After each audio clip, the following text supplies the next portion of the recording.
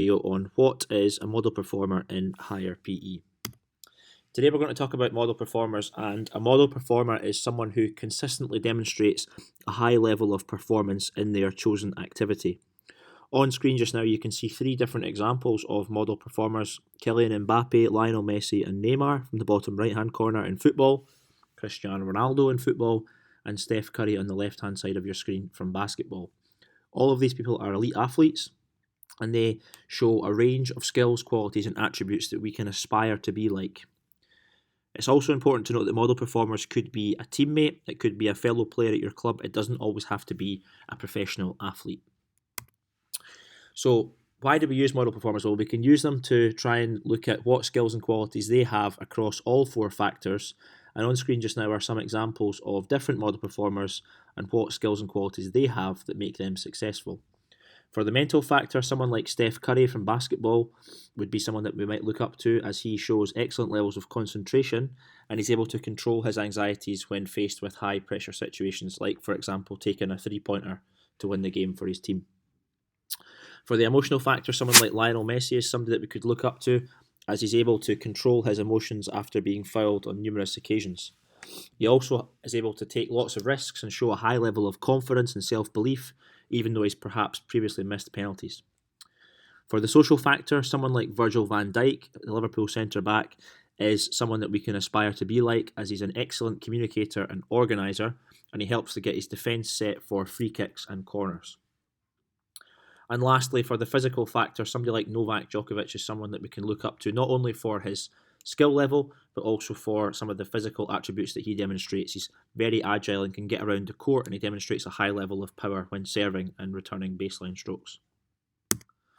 So why might we use model performers? Well, there's various different reasons as to why we might use model performers, and the first one is to use them as a way of motivating ourselves. And we can look at how they train, what sort of training regime they follow, the diet that they follow, and how they live their life. And we can start to try and implement some of that into our PDP and also into our life as an athlete.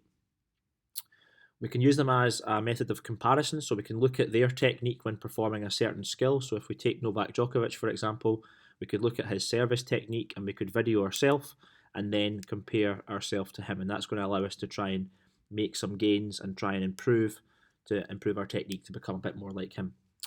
We can also compare some data or some results, so we can do various different tests, whether that be a SCAT test or a bleep test, and look at the results of these tests and then compare ourselves to them.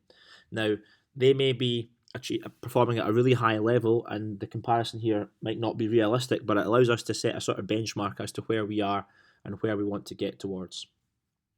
We can also use it to set some data collection criteria. So, for example, if we were filling out a performance profile wheel or a PPW, we can look at what skills and attributes do they have, and we can then compare ourselves to them. So if I rated myself as a 7 out of 10 for my concentration, what would a model performer get for their concentration in basketball? And they would probably be looking at a 9 or a 10. And lastly, we can use it as a little bit of a way of getting some feedback. How well am I progressing towards elite performance? It's all well and good comparing yourself to your classmates or to your peers, but sometimes if you're the best performer, you then need to look at people that are performing at the highest level and think about what can you do or what can you implement into your PDP that's going to allow you to reach elite performance. When using model performers, it's important that we choose the right examples, so it's important that we pick realistic model performers, and we also need to be cautious with this because we need to remember that they are full-time athletes. They're training perhaps 5, 6, 7 times a week.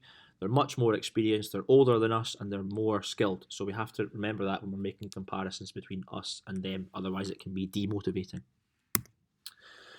So in higher PE, you may be asked to compare yourself to a model performer. You might be asked to evaluate your strengths and weaknesses compared to a model performer, or the question might specify a certain factor and ask you to evaluate your performance in the mental factor compared to a model performer, for example. We're going to have a little look at how you might answer the question on the left-hand side of your screen, and I'm going to show you some different examples. Now, this is an evaluate question, and it's worth 3 marks. So what we have to do here is give 3 different sub-factors. Now, you could pick 2 strengths and 1 weakness, or you can pick 1 strength and 2 weaknesses. But you have to make sure that you make at least 3 points to access the 3 marks. And you need to make sure that because it's an evaluate question, you include a judgment. Is it a strength or is it a weakness? And what I would say to answer this question is to pick a model performer from a sport that you play or a sport that you know lots about. So, for example, if you were a goalkeeper in football, you might choose Ederson or Alisson as your model performer. You need to think about what do they do, what sort of skills and attributes do they have, and how do you compare with this? How do you get on? And it's really important that we give some evidence to back this up, and we really want to try and reference a test here to try and make our comparison. So, what we need to do here is to fill in the blanks. So in football, my strength is my decision making, for example. And then we want to reference a test. So we want to say, because in a PPW I scored this, the model performer would score this. And then what we have to do is compare and contrast how your decision making gets on in a game compared with their decision making. I'm going to show you an answer in just a wee second. So here's an example of 1 mark, and you can see here that we've made a judgment. We've then given some evidence by comparing the 2 test scores, and then we've given the impact. So what happens in a game compared to the model performer. So in basketball, my agility is poor. So that's our judgment. My agility is a sub-factor we're talking about, and poor, or you could say it's a weakness. In my PPW, I scored 2 out of 10, whilst the model performer scored 10 out of 10. So you can see the comparison there. I scored this, they scored that. This meant that unlike the model performer, I was unable to change direction quickly whilst retaining my balance.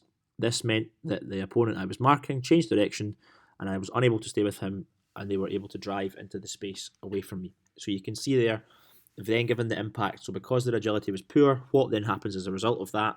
Well, they can get into space and they can then go and score an unopposed basket.